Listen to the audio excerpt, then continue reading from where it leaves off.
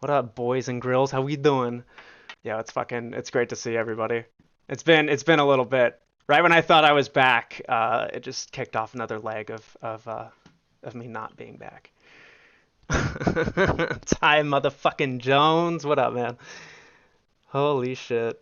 I missed you fuckers. I always do. Love the content, man. You're not afraid to speak the truth, and I appreciate it. That's what it's all about, dude. That's what it's all about. It's been. I don't even know where to start.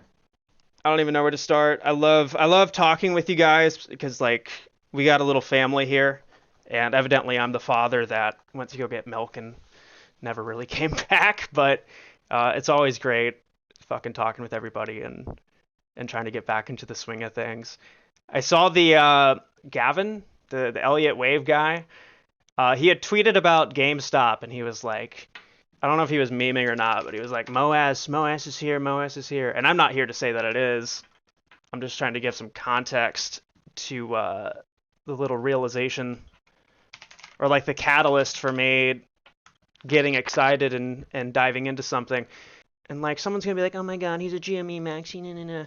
Which I don't think he's a maxi, and it doesn't even matter. Like I'm at the point where it's like, if you're like a self-proclaimed maximist or zealot or whatever. I don't give a shit. I don't care anymore. It's so stupid. But like if someone is a self-proclaimed maxi or whatever, like it's so stupid.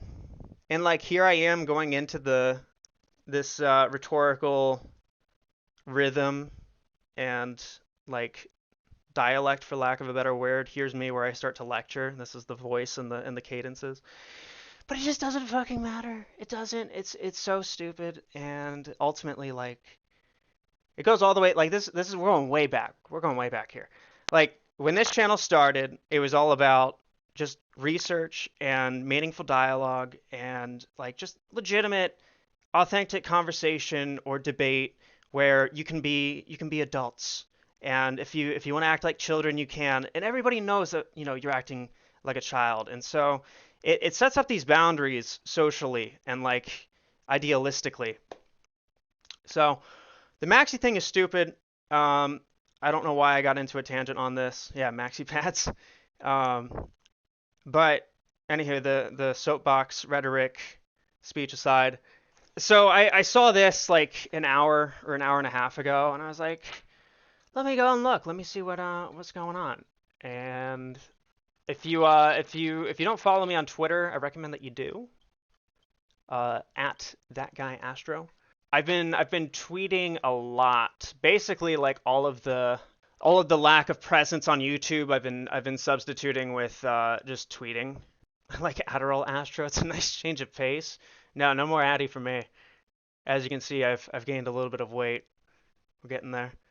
I've been mainly tweeting like updates and observations and whatnot. So I've been following GameStop and AMC really closely. And throughout however long it's been, there's been a lot of coverage regarding. Damn, who's that stud? Um, there's been a lot of coverage regarding like what's going on with the Wyckoff sniper shit. And I think the most recent. Oh yeah, this one. So GameStop was coming up onto. Yeah, Tony, what up? Good to see ya. Um, fucking Rufus, Jesus Christ. I keep like looking at the chat and I see all these names that I remember. Jack, what up, dude? So this whole like daily trigger thing, this is important. When you have a daily trigger, it's not like okay, there's a line there and it's important, right? There's a reason to it. Um, so what the Wyckoff sniper does uh, is tracks the what are known as UTADs, which in terms of like for the layman, think of like the highest highs before something starts to fall off. Feels like last summer. Yeah. I got a point to make about that too. So what the not to I know a lot of people have already been voice of an angel. I know a lot of people have been following this side of the research for a while, like this segment regarding the indicator. But to those who haven't been, and just to give a quick little recap, the red lines Your hair is fantastic. I know. I try to balance like every part about my life is about being authentic, right? And you always have to be careful saying this kind of shit because the moment you proclaim yourself as like a saint, you know, your fuck ups become very much highlighted. But regardless of that, I try to do everything that I do with authenticity and like genuine motive. So if I'm not feeling a stream, like I hate jumping on and then trying to act like I'm happy with whatever's going on, or you know, I don't want to contrive ever. So that's been a big reason why I haven't been around on the live streams. On top of like I got a bunch of shit going on that everybody's gonna be happy with. It's gonna be like a resurrection to the channel. But I digress.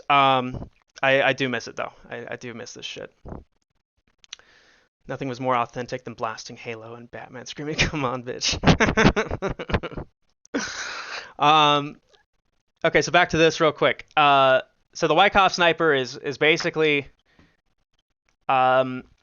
tracking and predicting where you would see your highest highs happen. Traditionally, you would use moving averages. Yo, Jace, what up, dog? Traditionally, you would use moving averages, which again is something that really goes unexplained. People know what they are, but they don't know why a moving average is a moving average, and it's literally just a moving average.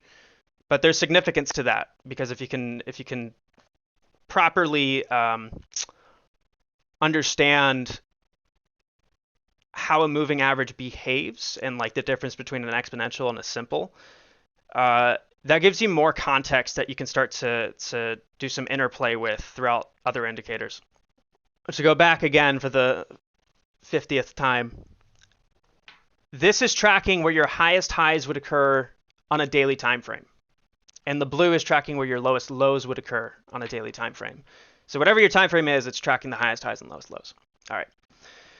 You can see that we've caught down here twice, and this was actually an undiscovered level for a while. The chart had to continue behaving for us to have data to know what is where, because this only operates off of identifying Wyckoff schematics.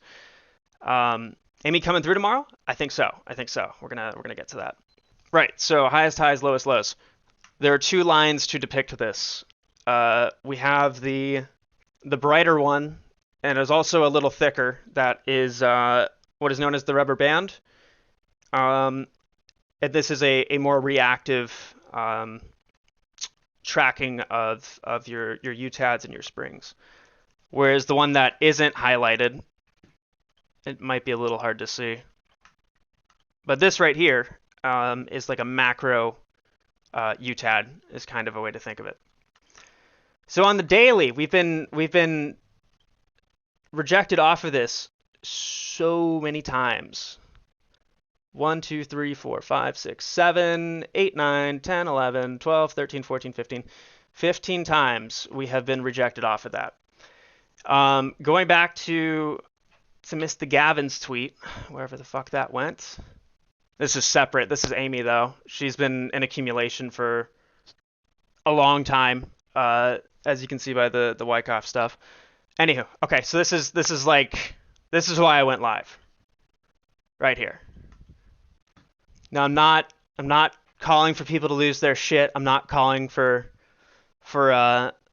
MOASS. I want to make that clear real quick too, because I haven't done this on video in quite a while. I don't fucking predict MOASS. I've never attempted to.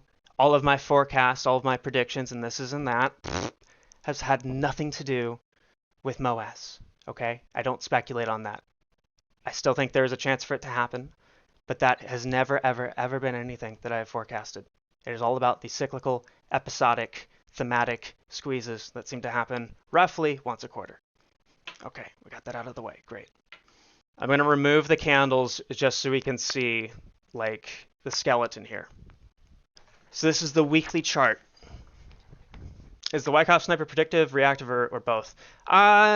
Sort of both. More so leaning towards reactive. It's hard for me to explain anything concrete without giving away the secret sauce. Daddy's shredded, hashtag DILF. Yeah, we're getting there. I took a interesting approach to the whole working out thing. I got these variable dumbbells, variable weight dumbbells. This is some like big brain shit. So I've got these fucking dumbbells that you can change the weight on.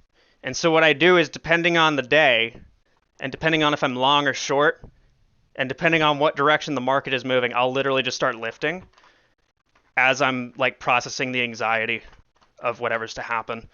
Yo, Brian, thanks for your money, bitch. Appreciate it. If fund managers allocated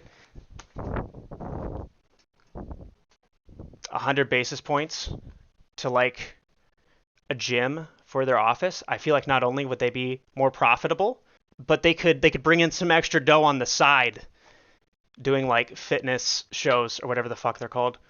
Yo, doctor, thank you, man. And thank you for all the fucking the DMs and shit you send. I feel awful because you send me so much stuff and I keep waiting for like a good time to try and reply. But as with everything else in my life, I don't. Can you explain how moving averages are calculated?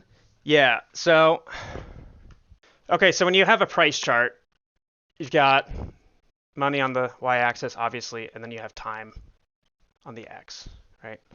Okay, so we're just going to assume a range of 0 to $5.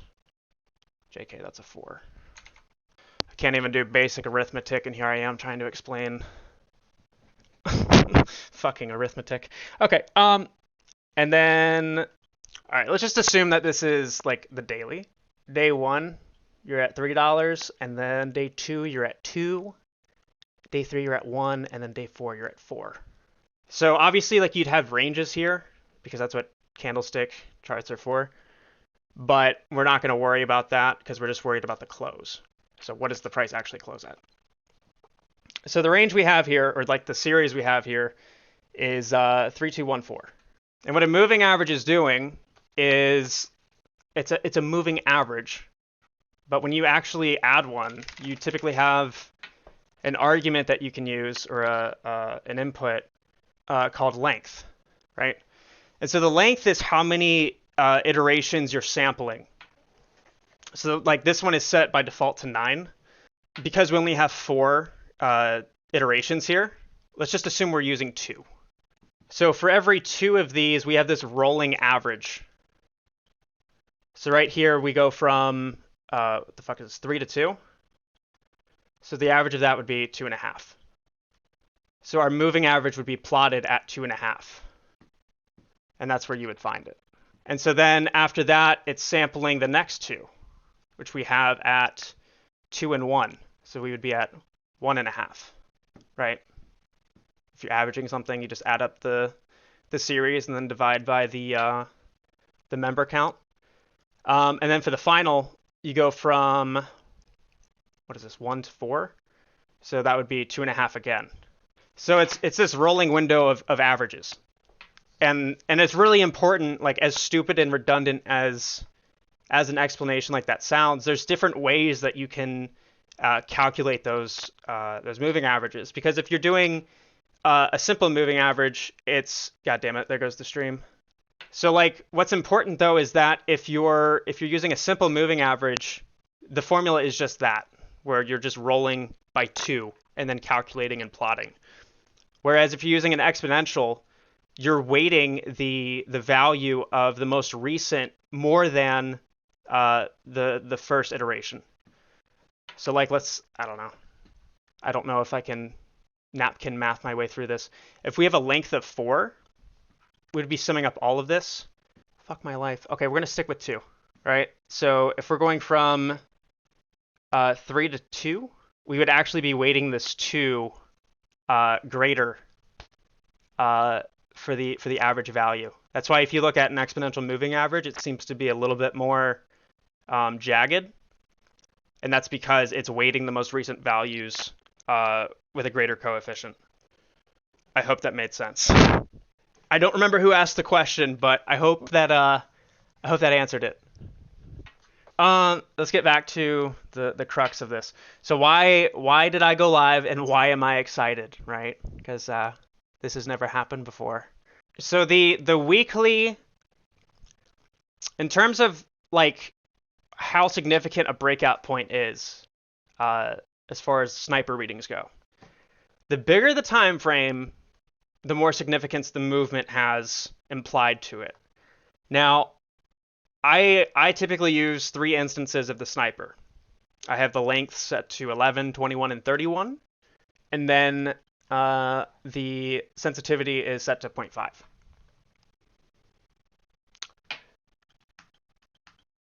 Looking at the weekly, we have what is known as a triple cluster, and the profile of this has gone sideways. It is horizontal, which means that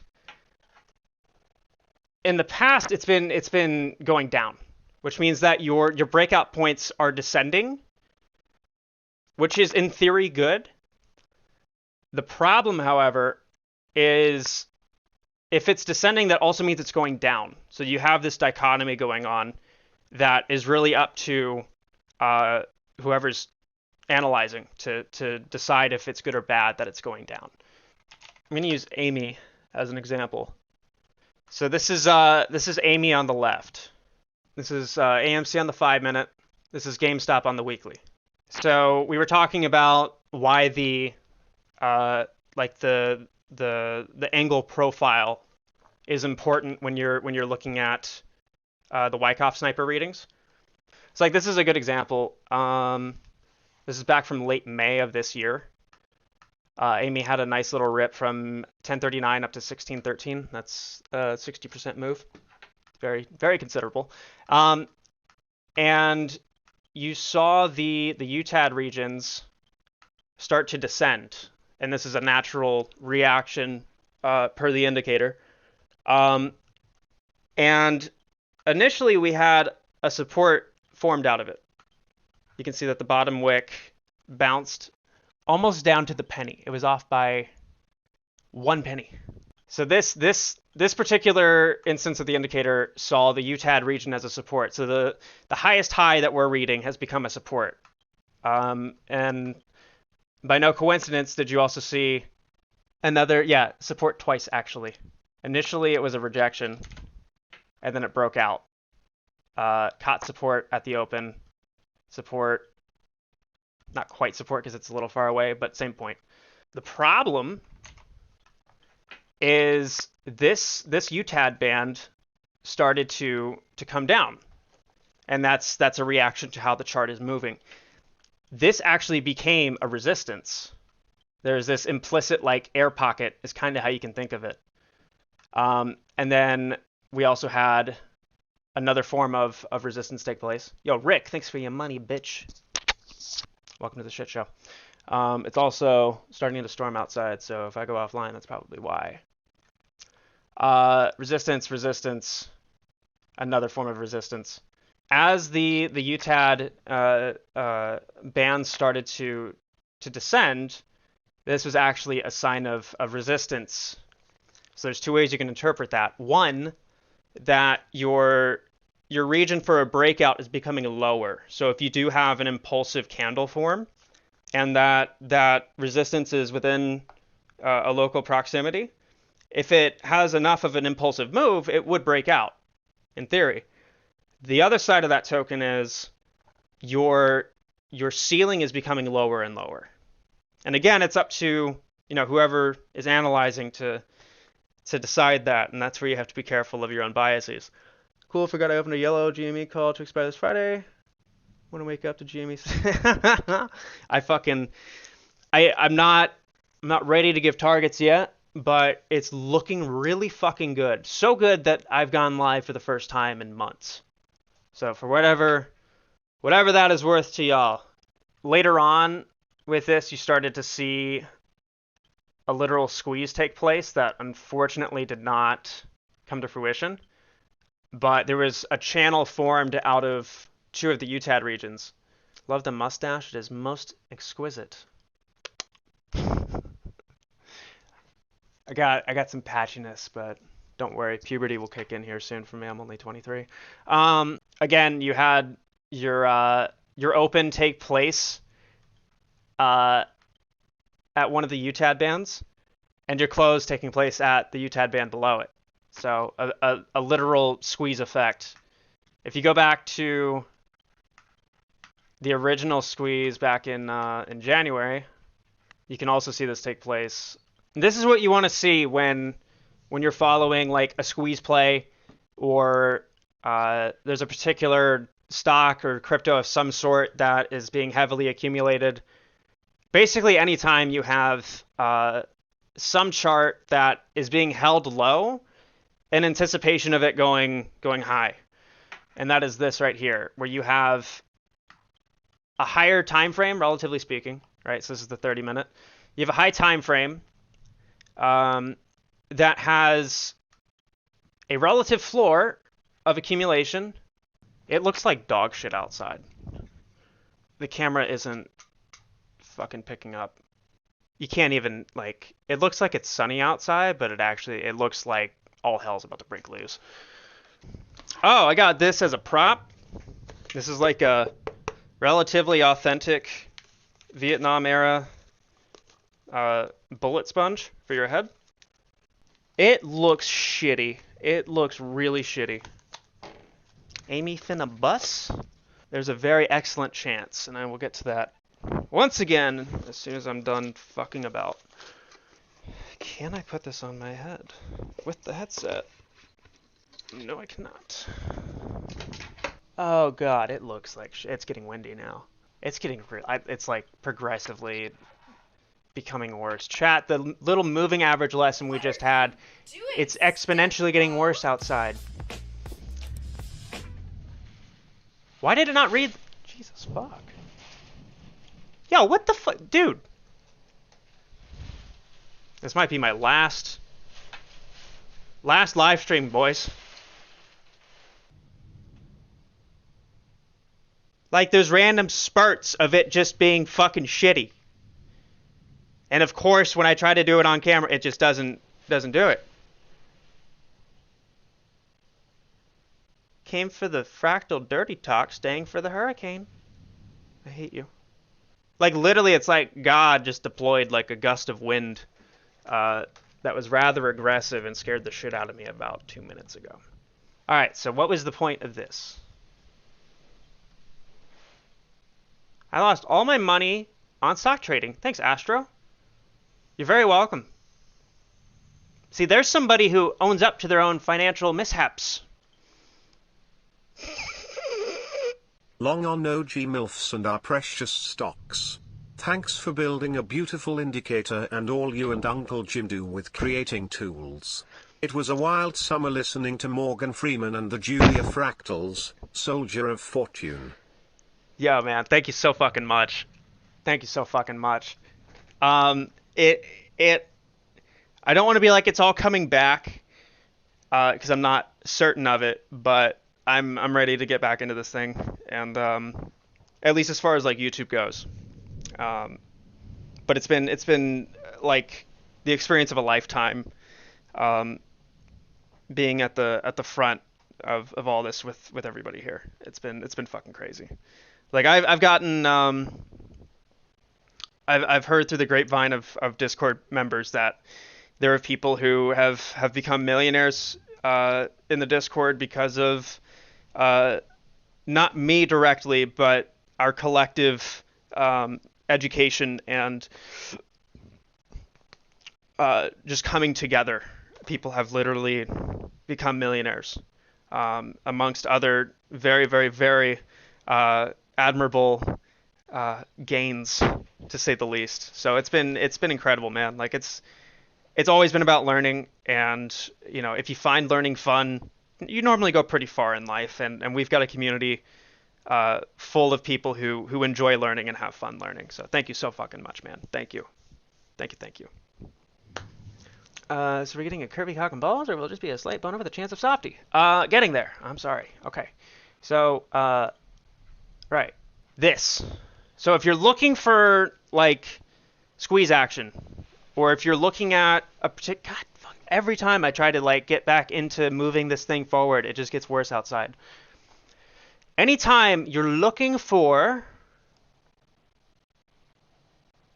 okay, we're good. Anytime you're looking for, like, there's a stock that is waiting to be marked up, right? Or a crypto or whatever it is. And this implies inversely as well, all right? If there's a stock that keeps going up or a crypto that keeps going up, and like, that in the background there's going to be a rug pull of some sort, right? You'd be looking for the same behavior, but with the red lines, the distribution lines. In the former case of looking for something that's about to go up, you find a stable floor of accumulation. So you can click in the top left of TradingView where the symbol is. You can click the eyeball icon, and that turns off the candles. And this gives you a better view of where your spring regions are at, where the blue is. Yo, Benny, what up, man? So when you have a floor that continues to rise and then gets pulled back down, all right, that's your first condition. And then the second, where you have your UTAD region begin to descend down and the floor is still where it's at. This is where you have a literal squeeze happen. There is no more range. There's no more range to accumulate. And now you have a markup being called for while still maintaining the same floor. So in English, what does this mean? If we turn the chart back on, you can see that there was a literal squeeze that happened all the way back in early January, or late January of 21, where you had resistance at your UTAD. This is AMC, by the way, on the 30-minute. Before that, before even the resistance, you had a spring out or a spring up, right? A triple cluster of accumulation. Broke out, established a new range, but still nowhere, there was no UTAD in sight. Came back down, and then you started to gracefully like begin to fly. You would bounce off of the accumulation bands nearly perfectly. You finally had a UTAD appear, initially rejected, tried to break through, rejected 3 times right here, had support technically. Will you fuck off? You had support right here. I don't know if you guys can hear the thunder or not, but literally every time I begin to talk. Why do you message me and then disappear every single time? Ha! Rico the Shill. Let's go ahead and give him a call. Hello? Hello? Good afternoon, caller. You're on the air. What's going on, man? Is my mic shit, good? I'm traveling right now, so I don't know if it's... Oh, yeah, no, you're good. It's Okay. just strumming like a motherfucker right now. How you doing? I'm doing good. Good, good, good. Give me 5 minutes to finish my little speech real quick, okay? Yeah, man. Rico the Shill, ladies and gentlemen. He will be returning very soon. All right, so we started getting like this liftoff phase. The UTAD appeared, and then there were multiple attempts to break out of it, none sufficing. Came back down and got tangled back up in the accumulation again, right? This would be regarded as an SOS, I believe, technically, and then you have a little reaccumulation taking place right before running to like $20, which is like a 900% return. The most important part is this right here, where you had a literal squeeze effect happen. So this is why the sniper is such an important tool for me. And this was primarily why it was made. It was originally made for AMC and GameStop. When you have these regions that serve as pivotal supports and pivotal resistances, so you have these very, very, very important channels where you have what is actually an SOS with a little miniature reaccumulation before going off 900%. But if you look at where the accumulation bands take place, but look where you have your accumulations and distributions at. So you had a literal squeeze happen right before the squeeze. Further confirmation can be found as you go up to higher and higher time frames. So the more that you see this happening, or the higher the time frame that you see this happening, the more significant it is. Where's the chart? So yeah, here we go. So this is now on the 1 hour. Same thing. If we go to the next phase of this, so when it went from a low of 214 all the way up to 334, so that's like a 50-60% gain right there alone. You know, in retrospect, a 50 to 60% gain is huge. You know, if this was any other stock during any other time on the internet, I think most people would have just left there, right? You got a 50 to 60% run on a stock. That's huge, just by standard terms. But the sniper wasn't done. So what did the sniper do? Well, it caught a resistance here and a resistance here, and a support here and a support here. What does this mean?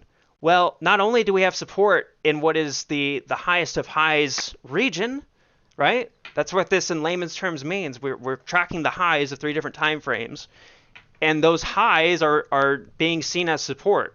Like literally something like this. After you go up and then you catch a support right here, you know, in general terms, that's a pretty good pattern to see on a chart. So now we're extrapolating that idea to a derivative, to a new way of looking at price, which is all the sniper does. We're seeing that there are supports being crafted out of it. So we had a little, I think this is technically a doji. I don't know. Maybe fucking Rico knows. But we fell out of the channel just by a hair. We got rejected here. Now that would have been pretty sketchy because you have a long ways back down to that initial range. But we have a triple cluster. And this was a descending wedge on low volume, right? Which I'm sure there's a fucking alert that went off for that. I don't know if the alerts go that far back. Anywho, but that aside, we had a triple cluster breakout. So we have 3 overlapping resistances that the moment you break out of them would just, in this context, without knowing that it had already been compressed so much, any triple cluster breakout like this is important. We also saw that we had a little rejection off of here, and our range was, Jesus fucking Christ. The range was being compressed as well, if you look at the candle bodies.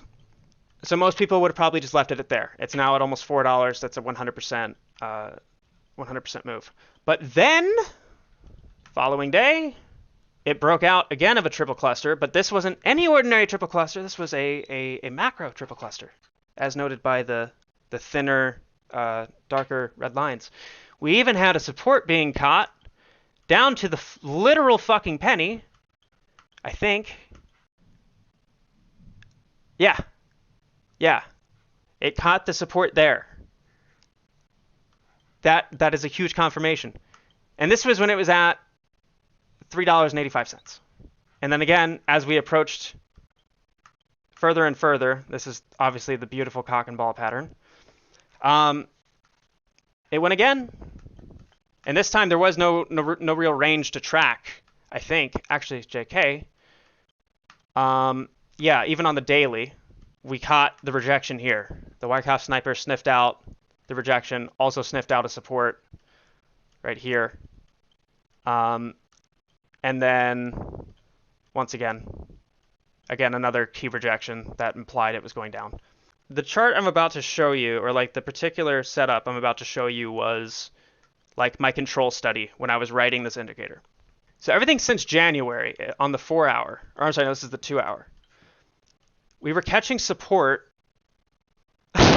all the way from a high of like $16, $17 down to $5.50. We were catching support at the UTADs. So when I was writing this indicator, like I had been talking with Uncle Jim, Bam, an amazing guy. If anyone talks shit about him, you're getting banned, because he's fucking amazing and he's actually really wise. So Bam was always talking about, though, that the setup that AMC had from circa mid-February to late May was like the perfect runway, and that it was like the most pristine example of his model at work. So I was like, okay, well maybe there's something very unique about that setup. So let me try to build my model around what Bam is claiming to be one of the most symptomatic instances. So we're going to play this now. This is starting all the way back in late December of 2020. This is a bars replay, so we get to watch the chart play itself out. And this is on the 2-hour chart. So here we have a constant like suffocating effect, right? Where we're constantly being rejected from the accumulation bands. Rejected again right here. It started to get some action. Rejected there, rejected there. We're now approaching mid-January of 21. This is an important feature right here. So seeing the accumulation bands start to lift, right? There's actually a feature on here called show linear regression trend that makes a separate depiction of what accumulation is doing. But not even using that, when you see the accumulation bands start to lift, that means that you're having higher and higher floors.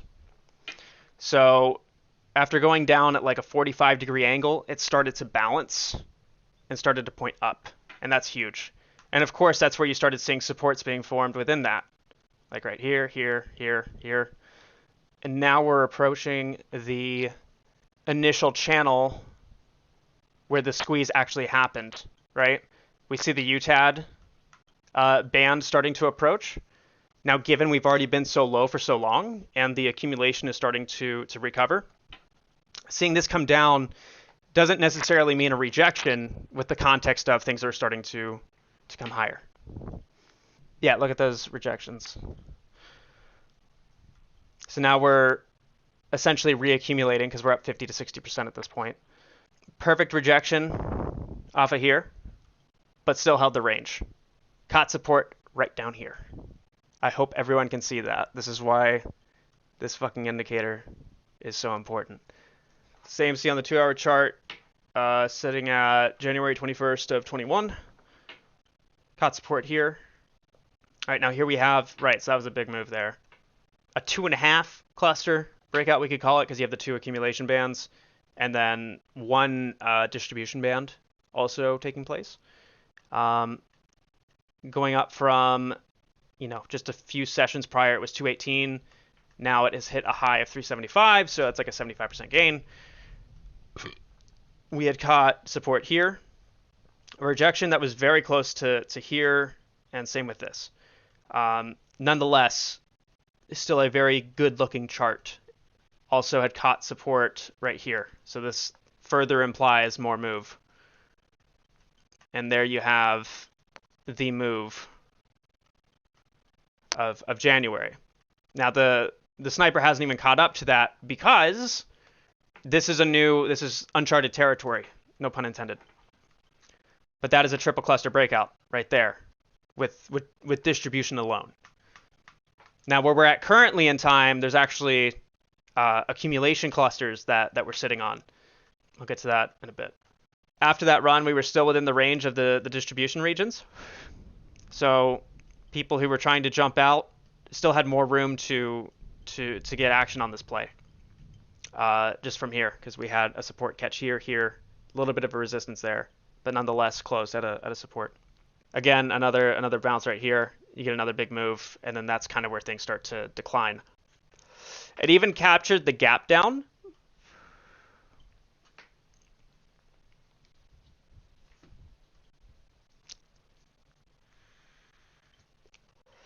Right? It also caught a support right here. This thing is incredible. I will never not have pride about this. 2 rejections again. Just to zoom out, now we're going into early February. Look where our UTAD regions are sitting. We bounced perfectly off of it. So again, to add more context, if this were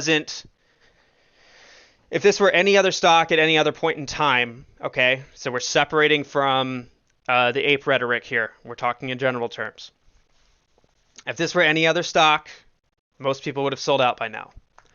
In retrospect, having this tool, you can see that we have caught support at a very important part of the chart, right? Because again, the red lines are representing the highest highs. It's a unique way of calculating it. So we've caught support here. It's sitting at, call it 550, right? rejection here, support again. We're having another little squeeze episode happen between these two channels. Again, another very important part.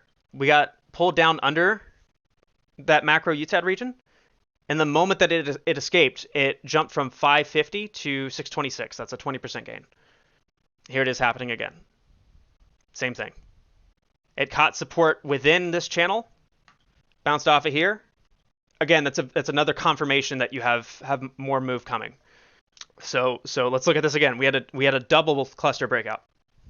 So we had caught support within that channel, right? And then the move that followed was from 587 up to 786. That's about a 55% gain.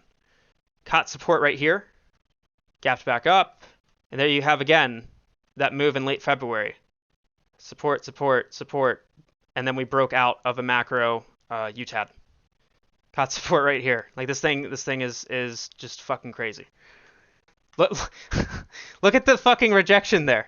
Again, to the penny. And where on the chart, if we draw that as a line, where on the chart do you see a historical key level there? There isn't at 862, but this caught it. There is nowhere on the chart that you could be like, oh, we had a support at, or I don't know, call it a resistance at 977, right? And we're pulling that from here. There's nowhere on the chart that you can do that with the rejection that we had just seen. Right here. There was no previous support or resistance right there.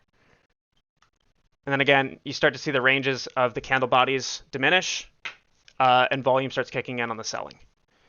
All right, so I'm going to stop jerking myself off here. I'm going to speed it up a little bit to illustrate my original point of how this was one of like the most perfect setups.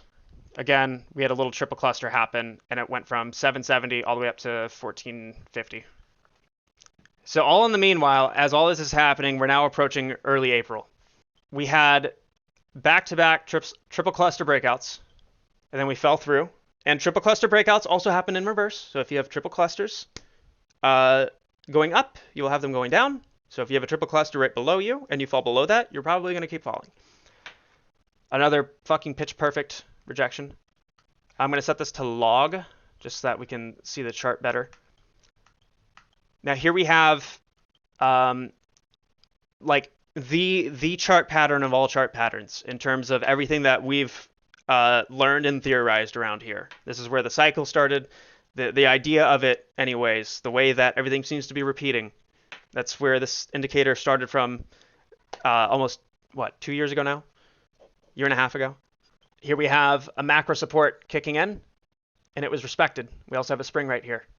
Another triple cluster breakout forming. Okay, pause. This is May 10th, all right? Look at how this line right here, this thing, the blue one, look how it has caught up to where the new trend progressed. And that has become a significant support. Because again, if you put yourself in the context of this chart, without thinking of like the whole Wall Street bets thing, yada, yada, yada, yada, most people would be like, okay, this thing went from $2.50 all the way up to 20 and a half, got rejected at 14.5, not once, but twice. Okay? Most people, without the context of everything that was going on at that phase, and the cat licking her own asshole, most people would be like, it's time to sell or start to short. Whereas if you had this, it would have been the opposite. It's like, it has caught support not once but 3 times on an accumulation line. And if you have taken the time to dive into Wyckoff schematics and Wyckoffian perspectives, you would realize that this is one giant reaccumulation. Now here we have the most pivotal moment. And around this time frame, for me, like I was like the fractal thing was what was keeping my conviction in this, because I realized that this was starting to look like a repeat of what had happened prior. Head and shoulders. Yeah, right. Yeah, it's a great point. Everyone is thinking to themselves, head and shoulders, head and shoulders. I'll never forget that feeling of that day in June. Yeah, man. Yeah. Is Rico still on hold? Yeah, I'm almost done. Okay, so now this is late May. This is May 24th, the day after Memorial Day weekend. Most people would look at this chart and be like, it's time to get out. We had a triple cluster breakout that was seemingly kind of a whiff, right? The breakout started at 11.55 and it went to 14.27, so like 15% gain. Keep Rico on hold. He's a shill cunt. Yes, he is. So yeah, it's like this doesn't look too great. But in retrospect, you have a support being caught at a macro distribution, and you also have a macro accumulation on top of all of your distributions. So a little double cluster breakout and then catching support at the uppermost cluster or band. Everyone was used to 1450. Like it was a literal meme. Like everyone just kept expecting it to get rejected again and again and again and again until it didn't. Okay, so that leads us to here. And we had one of the best fucking short squeezes to ever happen. There should have been more to it. You can see that we had another triple cluster forming. It was set to go again. And if anyone has been around since this time frame, which is circa early June, right? I had called for a run to 60. And if it didn't, then I would donate $1,000 to one of Matt Core's charities of choice, which he never, unfortunately, did get back to me on, but I did donate to various things around me locally. That being said, my rationale was the cycle thing, the fractal thing, yada, yada, yada, yada, yada. This is what I was seeing in my own way without the indicator. I had to write this to show people what I was thinking, and this is exactly it. This is one of the mathematical approaches. So you can see we had this triple cluster ready, right? We had another support kick in, and this was supposed to be the run to 60. I think we got stopped out at like 54. Was that it right here? I think that was it. It was this. Yeah. Yep, that was it. And that was supposed to be a triple cluster breakout. Again, I didn't have this tool. I hadn't made this yet back then. But in my head and the way that I was analyzing things, it was like, okay, we're starting to see the same behavior take place relative to previous instances. So here we have a triple cluster working in reverse, unfortunately. I still believe we should have ran. I think this all has to do with and look into True Demon on this, but it seems to have something to do with abuse of short exempt volume. But we had rejections all throughout here. The triple cluster breakout was muffled. We also, like, this is what I'm talking about. Look at the way it was catching here. This is not manual. These are not drawings that I have made. This is a script that I programmed. This is going to be part of retail getting their sucker punch in. This is like one of the best things that I've ever seen, let alone made. Remember when Astro slept on camera and we were trying to wake him up? Oh, dude, that was so much fun. And I got so much shit for it. People were like so butthurt about it, but it like if you go on Twitch TV at all, that's like is such a common thing. It was a nice Poseidon thing actually. And then look again. Look at the fucking look at the fucking goddamn supports. Where on this fucking chart? Like where on this chart do you see supports for here or supports here? Nowhere in the fucking history of this chart do you have historical supports. Look how clean this is. Fuck my face. And fuck the chat. Look at this. Look how clean that is. Look how clean that is. Look at this. The triple cluster. Fuck. Nowhere else. Anyhow. Oh, and look at that fucking pitch perfect rejection too. So anywho, let's speed up to where we are now. We had a triple cluster breakout in reverse. Right here. And funnily enough, this is where AMC officially entered into its own reaccumulation after a handful of redistributions. Rico be like, my minutes, bro. Call me after 9. Oh, one last point. The breakout we had in March was a triple cluster of accumulation. We went from 1350 all the way up to 35. Thanks for the 2021 history lesson. Yes, sir. That was just a triple cluster breakout from the accumulation side. And now here we are again, about to have the same thing happen. So now look where we're at. Look where we're at. Ladies and gentlemen, look where we're at. Let's get Rico on this bitch. He hung up. This motherfucker. Hello, caller. Yeah, what's up? How you doing? How you doing, man? Hey, can you hold on one sec? I'll be right back. I hate you. What's up? You still streaming or not? Yeah. Oh, no. Yeah. Are you watching? I was for a second. Let me go back. Yeah. See that? Check ugly, this shit out. Check this shit out. Fucking ugly face. Hold on. I hate you. Why aren't you in my homepage? That's a great question. I'm probably being shadow banned. Oh no. Okay, I got you. Oh, by the way, GME was at 129, and within 5 minutes, I told my Discord it's gonna go to 130. Did you catch that that push up? Hold on. Are you still watching the stream? You got to see this shit. Are you still watching the stream? Yeah. Here's. Okay. Dude, you told me to play Valorant, and I downloaded it, and then I just played fucking CS:GO by myself. I normally love CS:GO, but Valorant has taken my heart somehow. Really? Yeah. All right. Well, it's so much fun. Okay, so this is GameStop on the weekly. Were you listening to my little TED talk about the Wyckoff sniper? Yeah. Okay, so you understand the significance of a triple cluster breakout, and how the higher the time frame, the more important, right? Yeah. Okay. You're talking about like Bam's main daddy, the Nimoy, like triple. No. The Wyckoff sniper is also has that effect. Oh, word. Right. So you're looking at the stream, right? Uh-huh. Okay. This is the weekly chart of GameStop. Okay. Okay. Look where the distribution lines are at. Uh-huh. Yeah. This is a triple cluster on the weekly. Mm-hmm. Okay. Now look what happened in January. What did we have? Mm-hmm. In fact, currently we have a tighter cluster. It's so tight. So fucking tight. So tight. so tight. Yeah. Ugh. Yeah. Shit. Yeah. Well, I mean, I'm with you, man. I think it's a volatility zone.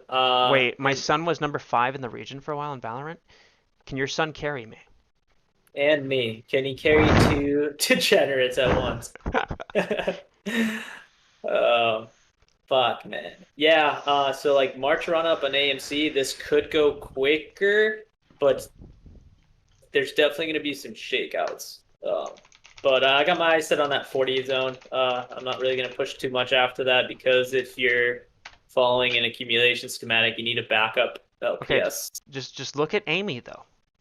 I know, brother. Oh fuck! I have too much shit up here. Look at Amy. What the fuck is that? Oh fuck! Oh shit! Oh fuck! Oh shit! I don't know what I'm doing. So Amy on the weekly has bounced off of accumulation not once but 6 fucking times. 1, 2, 3, 4, 5, technically 6. Funny. Yeah. On the daily, she has just broken out of accumulation. Baby. Yeah, it looks nice, dude. Yeah. I'm with you, man. I think I talked to this kid. His name's Rob. He's actually I think he's a financial advisor or something. I don't know. He's got clients. Yeah, doctor, send me a screenshot of it. Yeah, he's in agreement with a volatility zone. He doesn't know. He has some indicators. I don't know what the fuck it is, but he either says we rip tomorrow, or you have a low volume day and then you rip very hard on Wednesday. So one of the days, I don't know.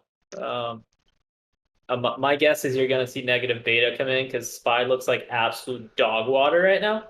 Yeah. And yeah. Well, volatility actually. I made a script for volatility.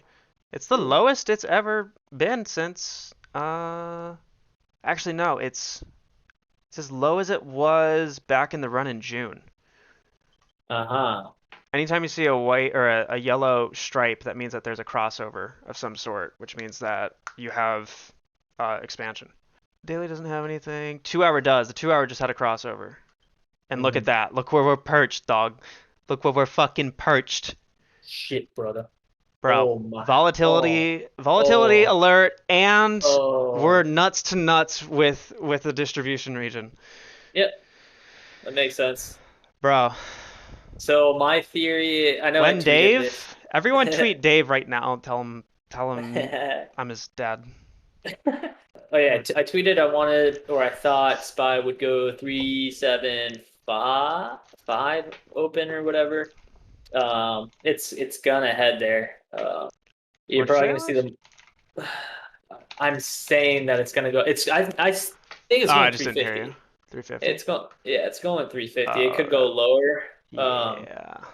But that's probably not gonna happen. Like you won't see a gap fill of 330-ish. I think it's 330 the gap fill until AMC starts pushing back down from this rip. This is a trick I've been doing. I don't know if you're familiar with it or not. Remember in like algebra 2? Is that a regression line? Yes, but remember in like Uh-huh. algebra 2 Uh-huh. about y equals mx plus b.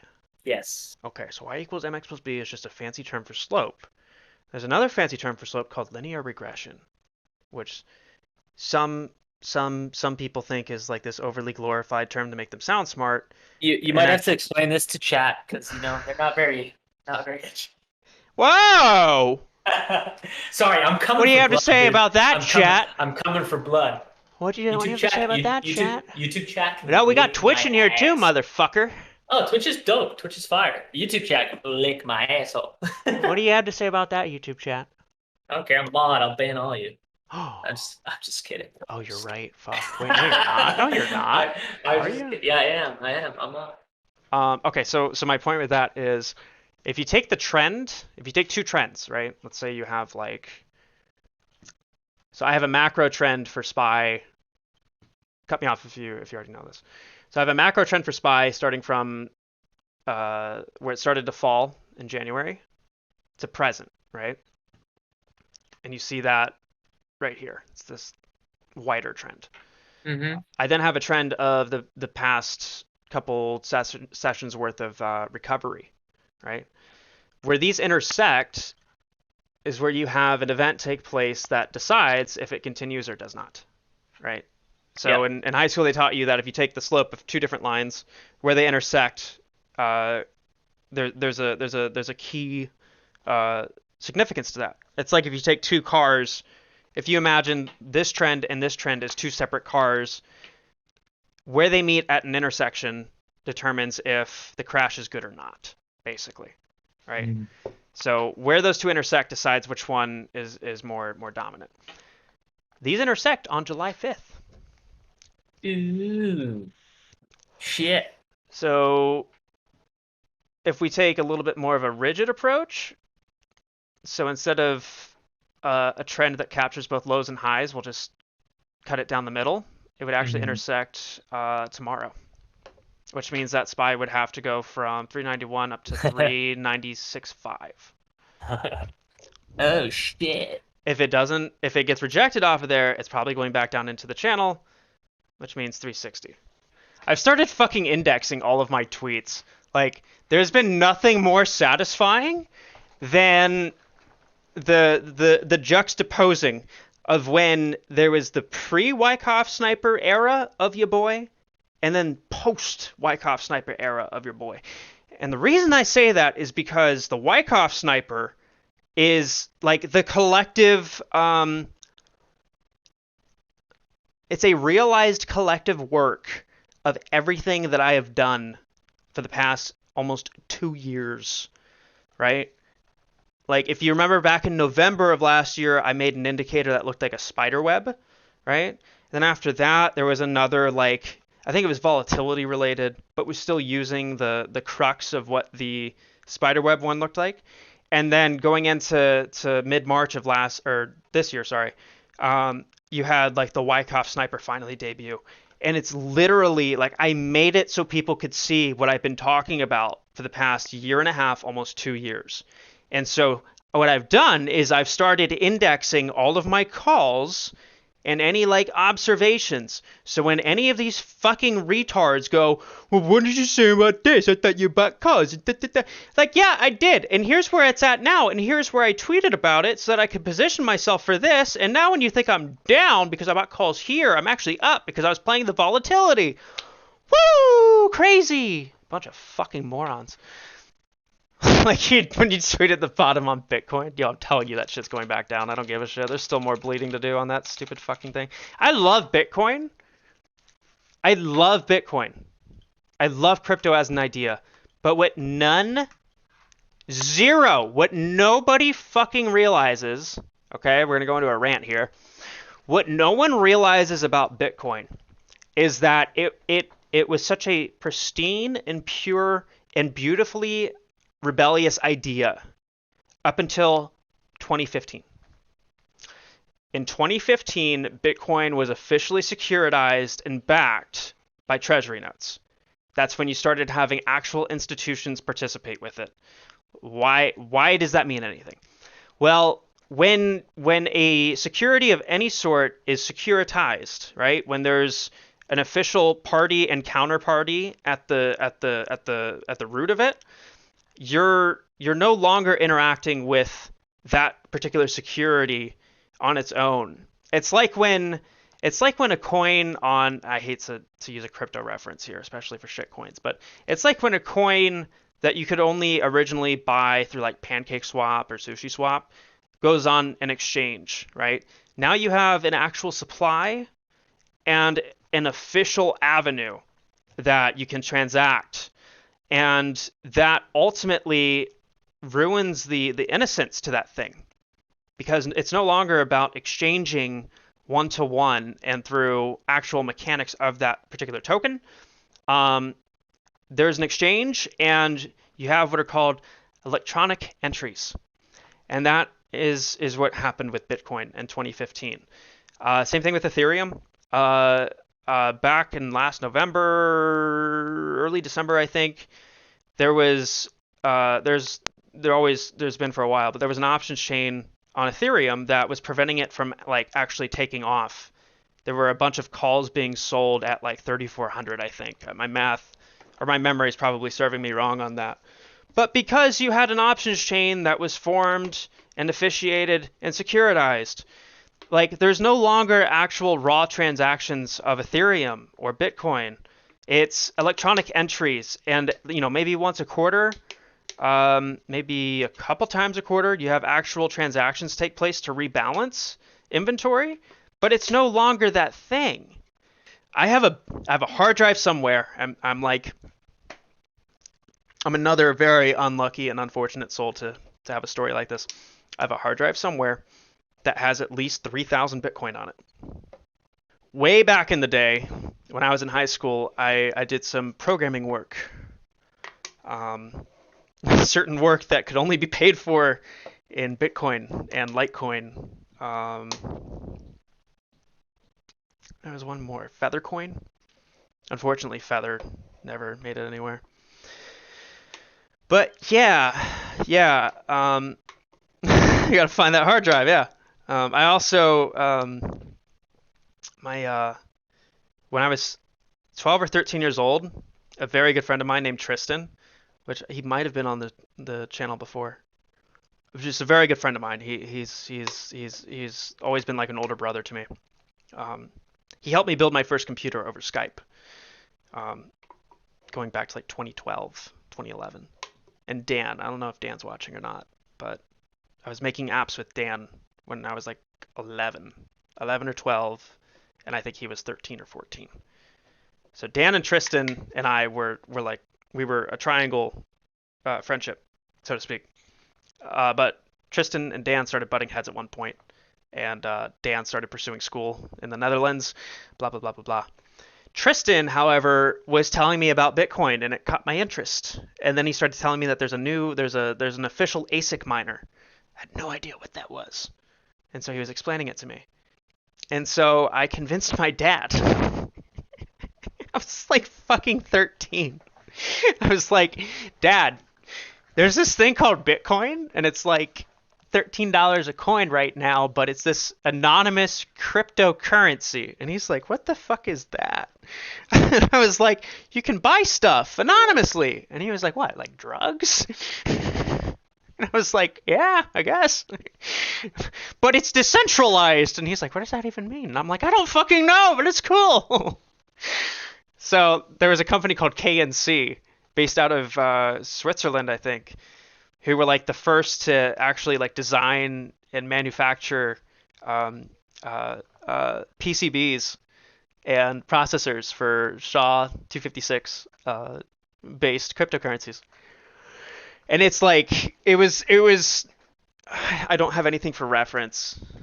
Fuck. Think of like 4 microwaves stacked side by side by side by side in a giant rectangle. It was like that big. And there were 4 fans on each side in a push-pull config. And then I don't remember if it was multiple PCBs that all had their own cores with it.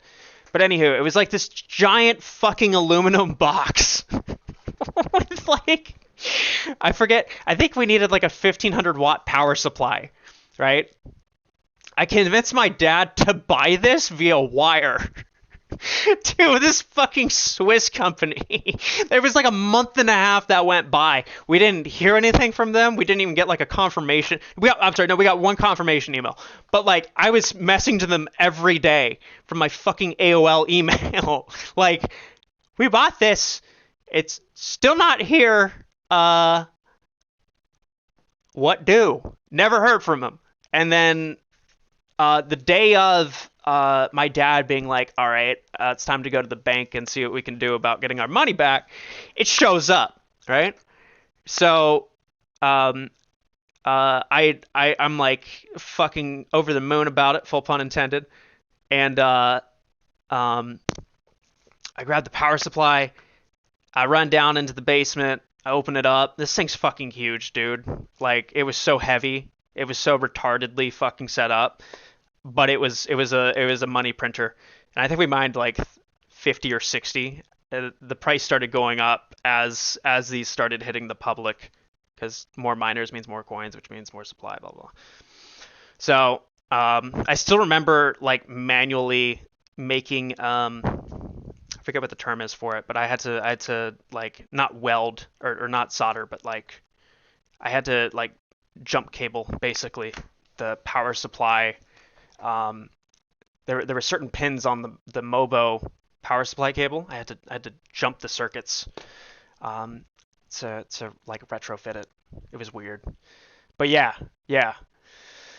We eventually sold it for twice as much. It was fucking crazy. That was my first YOLO at age 13 with my dad's money.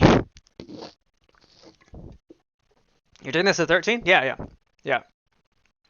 I was really, really, really lucky. Because I at that point I realized I didn't like school, and school didn't like me. So, like my way of not only coping with that was primarily what it was coping with knowing that like I'm not good at a thing that takes up the majority of my peers' time and what was taking up most of my time. Like coping with that and realizing that you don't fit in because you don't like it and you're not good at it. I constantly sought after something to make up for that as a crutch. And so programming and tech and all of that was my thing. So I was spending a lot of my time online. School's behind teaching more programming and tech? Oh, you have no idea, dude. So like every year since like when I was in 8th grade until I dropped out. So technically I didn't drop out until the beginning of my senior year. In terms of like grades and actually giving a shit, I definitely dropped out sophomore, maybe late freshman year. Dude, the irony is like my friends who went on to do anything programming or like even Excel related in their undergraduate classes were going to me. Like, I won't name names or like references just to protect the integrity of their fucking diplomas, but I have earned so many college fucking degrees indirectly because of people like, Yeah, my professor didn't really teach us this. They just kind of skimmed through it on the projector and then told us to go to this lecture from like 2015, and it didn't make sense. Now here I am, the paper where the assignment is due in like 8 hours, and probably Dave, yeah. Possible price target on AMC for the next run-up. Let's take a look. I think Dave left, so I can't fucking break the news to him on Bitcoin, but we've had a clear rejection on the daily, as you can see, and we are further exploring downward. Suck my balls, Dave. The Wyckoff sniper has spoken. Not one, but 2 rejections on the daily. Review dork is a dickbag? This is true. It's like you have this looming distribution, right? Which is acting as a resistance. And then you continue to have what is a support right here. This is basically going to be walked down. Where's my brush?